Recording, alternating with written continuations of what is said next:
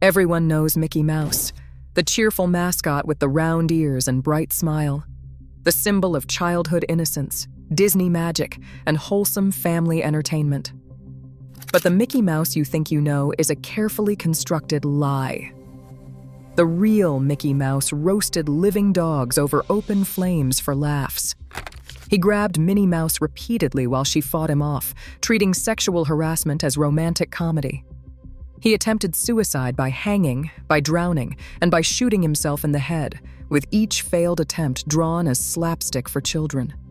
And his entire visual design, those white gloves, those round eyes on a black face, those rubber limbs that could absorb impossible violence, all of it was stolen from blackface minstrel shows, the most racist form of entertainment in American history.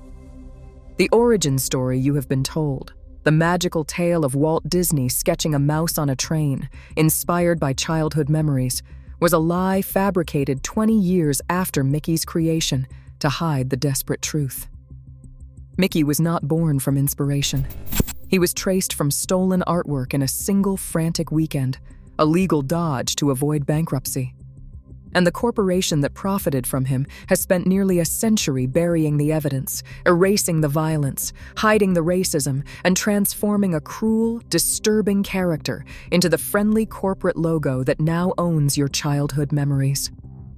Today, we are uncovering every disturbing detail Disney desperately tried to erase. The cartoons they do not want you to see, the design choices they refuse to explain, the origin story that contradicts itself every time it is told, and how one mouse became the cute mask over a profit-driven empire built on copyright warfare and the complete control of American culture. This is the real story of Mickey Mouse. And once you know the truth, you will never see that smile the same way again. Let's start with the story you've been told. In 1928, Walt Disney sat on a train heading back to California from New York, devastated after losing the rights to his first successful character, Oswald the Lucky Rabbit. As the countryside blurred past his window, inspiration struck. He remembered a tame mouse that used to scurry across his desk at his old studio in Kansas City, a little creature he'd befriended during late nights of drawing. Walt pulled out his sketch pad and began drawing. Round ears, button nose, a character that would change animation forever. Disney himself told this story countless times in interviews, his eyes twinkling as he described that magical moment of creation. It's the perfect origin myth, spontaneous, pure, almost divine inspiration transforming loss into triumph. But here is what Disney historians discovered when they started digging through the actual records. The timeline does not add up. Walt's business partner and brother, Roy Disney, gave a completely different account in a 1969 interview with Richard Hobler, stating that the character was developed over several weeks of desperate brainstorming sessions, not in a single moment of inspiration. UB Iwerks, the actual artist who drew Mickey and created his distinctive look, never once mentioned Walt having any special attachment to mice. In fact, studio records show that Iwerks designed Mickey in a single frantic weekend in March 1928, tracing over old Oswald drawings and making the minimum changes necessary to avoid copyright infringement.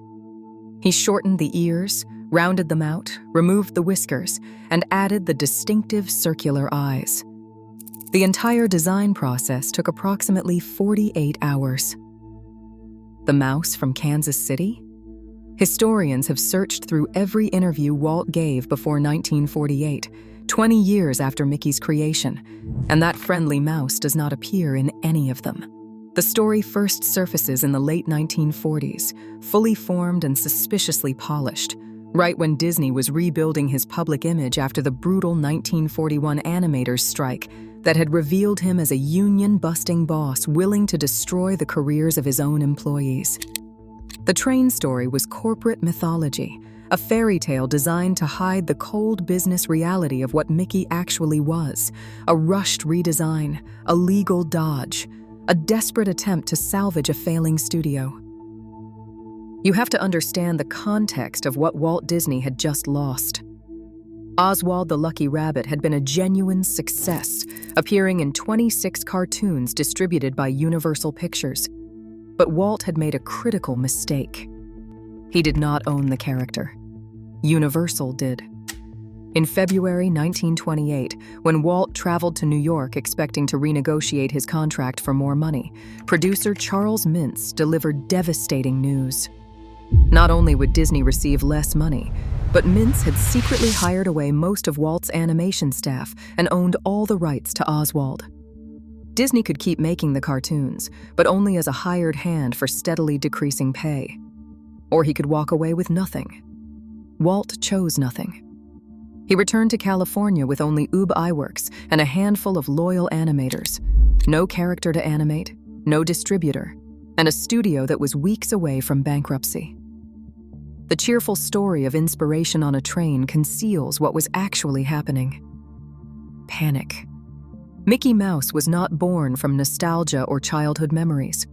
He was born from financial desperation and the need to create something, anything, that could be rushed into production before the money ran out completely. And what they created, that original Mickey Mouse that appeared in Plane Crazy and Steamboat Willie in 1928, was something that would shock modern audiences. This was not the Mickey Mouse of Disney parks, the gentle character who hugs children and poses for photographs. Early Mickey was mean. Watch Steamboat Willie, the cartoon that made Mickey famous. In the first 3 minutes, Mickey yanks a cat's tail to produce shrieking sounds, cranks a goat's tail like a music box handle, uses a duck as a bagpipe by gripping its throat and squeezing, and slams a parrot into a pot. These are not cartoon accidents or slapstick misunderstandings. Mickey deliberately and gleefully causes pain to animals for his own amusement. When the animals show distress, Mickey laughs. In The Carnival Kid from 1929, Mickey runs a hot dog stand where he juggles the frankfurters, tosses them behind his back, and catches them in buns with theatrical flair.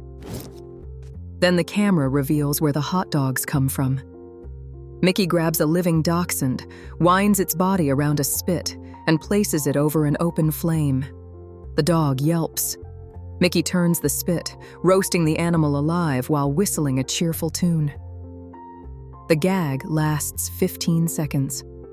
Audiences in 1929 found this hilarious.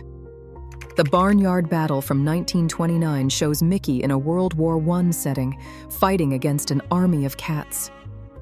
But this is not simple cartoon combat. Mickey uses a cat's severed tail as a whip. He stuffs a live kitten into a cannon and fires it at enemy soldiers. When a cat begs for mercy with raised paws, Mickey shoots it anyway, and the cat's spirit floats upward. These were cartoons shown to children in mainstream theaters. This was entertainment. You have to understand that this violence was not unusual for the era.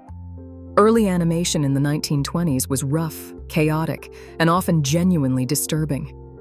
But what makes Mickey different is what happened next. How completely Disney would erase this version of the character, sanding down every rough edge until Mickey became something unrecognizable from his origins.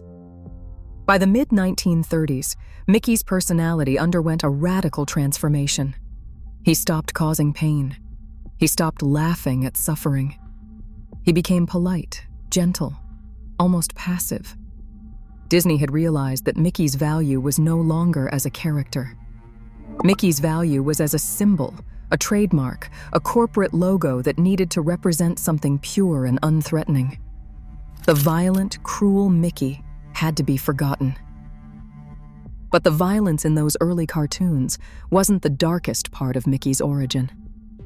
The visual language of Mickey Mouse, the very way he moves and looks, was borrowed directly from one of the most racist forms of American entertainment, blackface minstrel shows.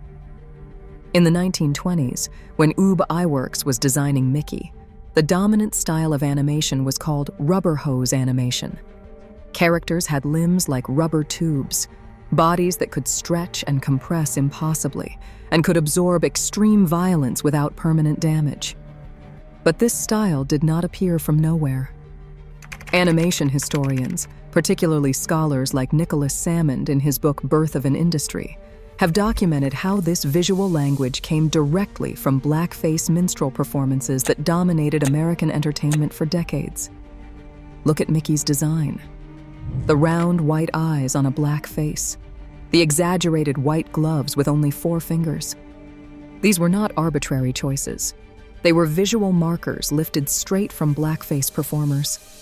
Minstrel show actors wore white gloves because the gloves made the hands visible against darkened skin, allowing for exaggerated gestures that audiences could see from the back of the theater.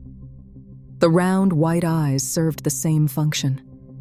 Mickey's entire visual vocabulary, the way he moves with loose, boneless limbs, the way his body can be flattened or stretched or blown apart and then snap back to normal, came from how blackface performers and early film comedians portrayed black bodies as endlessly malleable and able to withstand abuse.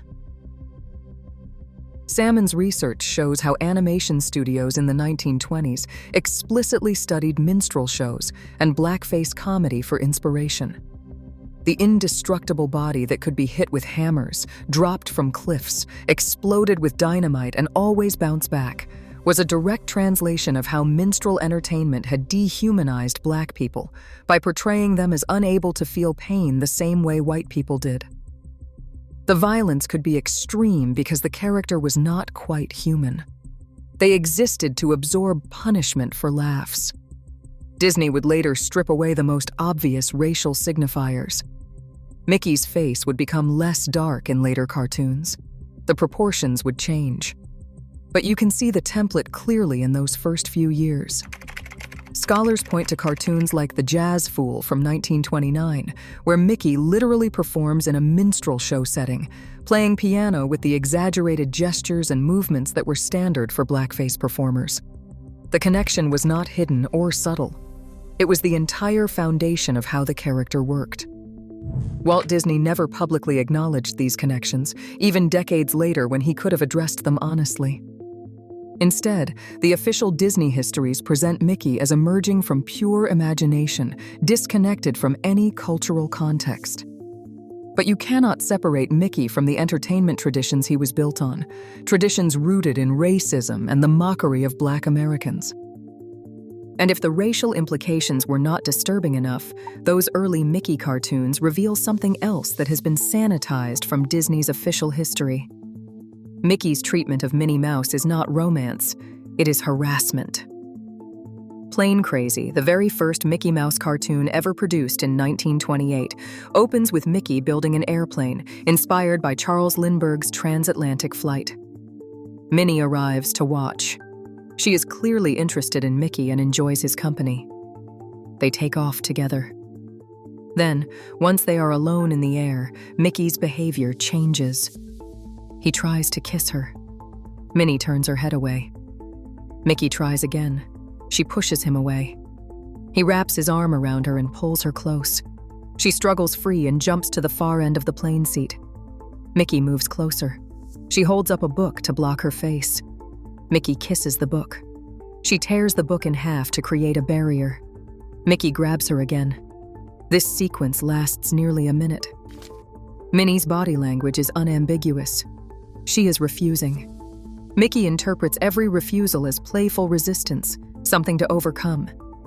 When Minnie finally has enough and jumps out of the plane, choosing to plummet toward the ground using her bloomers as a parachute rather than stay in that enclosed space with Mickey, the cartoon treats this as comedy. Mickey crash lands, gets laughed at by a passing horse, and the cartoon ends. Audiences in 1928 would have recognized this immediately as a standard lover's quarrel gag, where male persistence overcoming female resistance was portrayed as normal courtship. But watch it today and what you are seeing is sexual harassment played for laughs. Mickey ignores consent repeatedly. He uses his physical strength to force contact. He traps Minnie in a confined space. The cartoon expects us to root for Mickey, to find his determination charming rather than threatening. This pattern appears throughout early Mickey cartoons.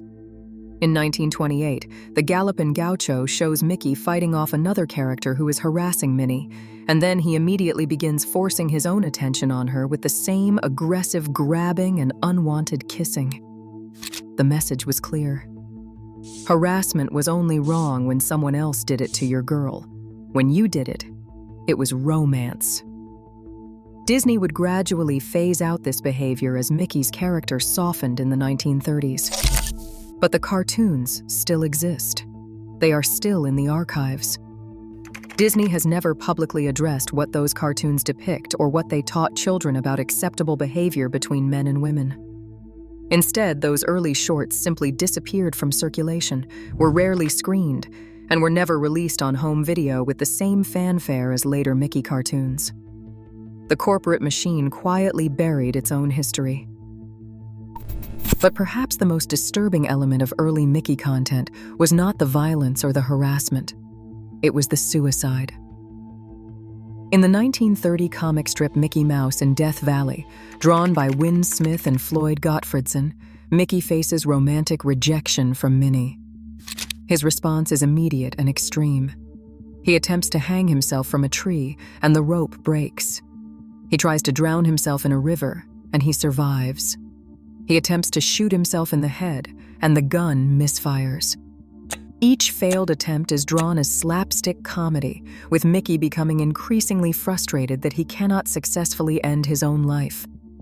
Eventually, he gives up on suicide, and the story moves on as if nothing happened.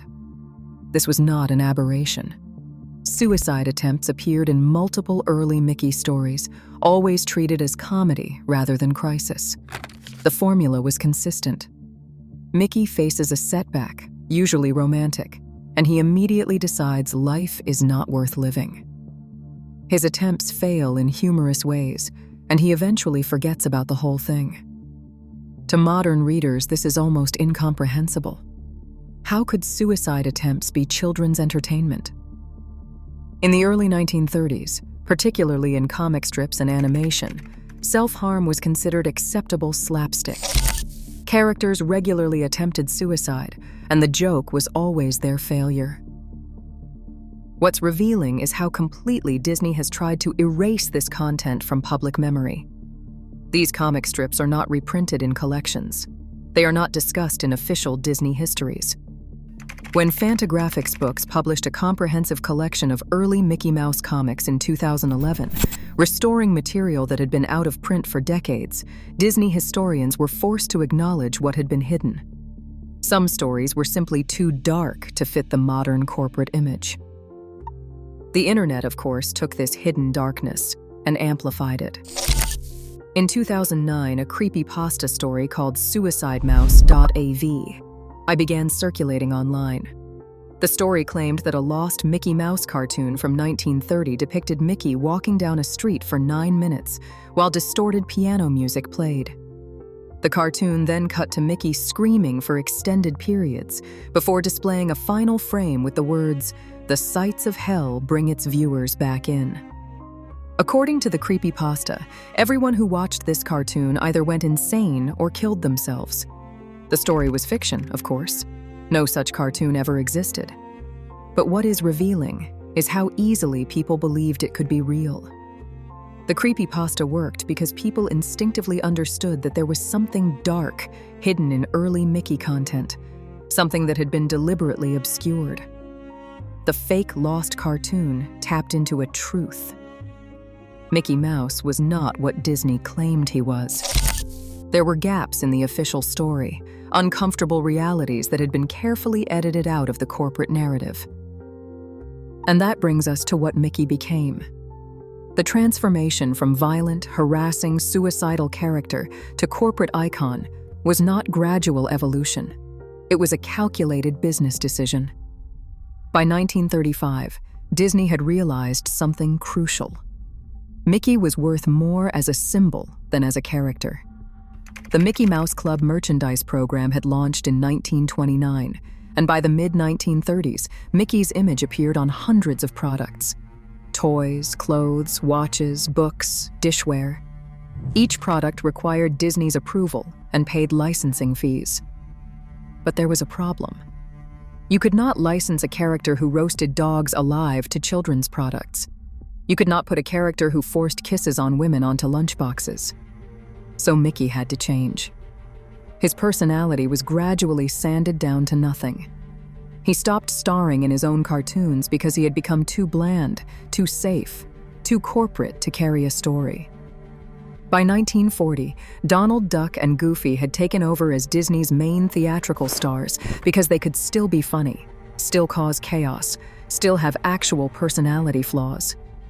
Mickey had become a mascot, a logo, a carefully controlled trademark that represented the entire Disney Corporation. And Disney protected that trademark with extraordinary aggression. The Copyright Act of 1976 extended copyright protection from 56 years to 75 years, largely because Disney lobbied to prevent Mickey Mouse from entering the public domain.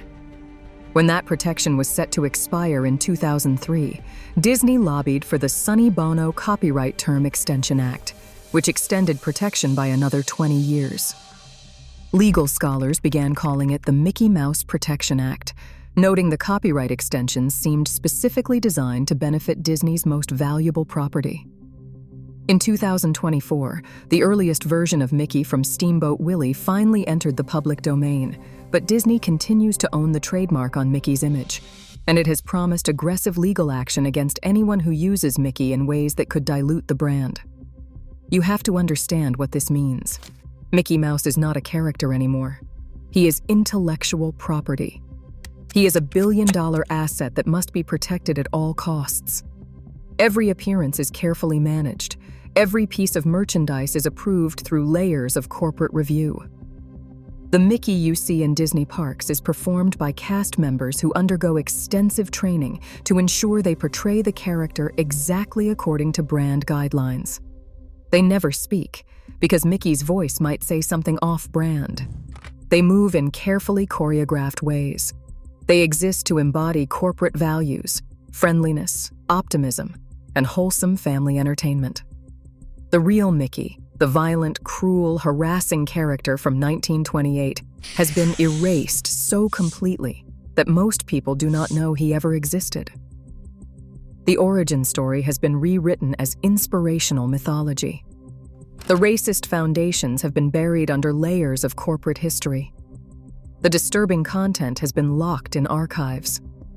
What remains is a friendly mouse with round ears, smiling on everything from credit cards to cruise ships, representing the Disney Corporation's total control over how we remember childhood itself.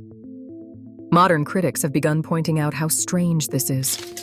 How a single corporation owns so many childhood memories, controls so many beloved characters, and wields that ownership as a weapon against anyone who tries to use those characters without permission. Mickey is the cute face on that power, the reassuring symbol that makes corporate control feel friendly rather than threatening.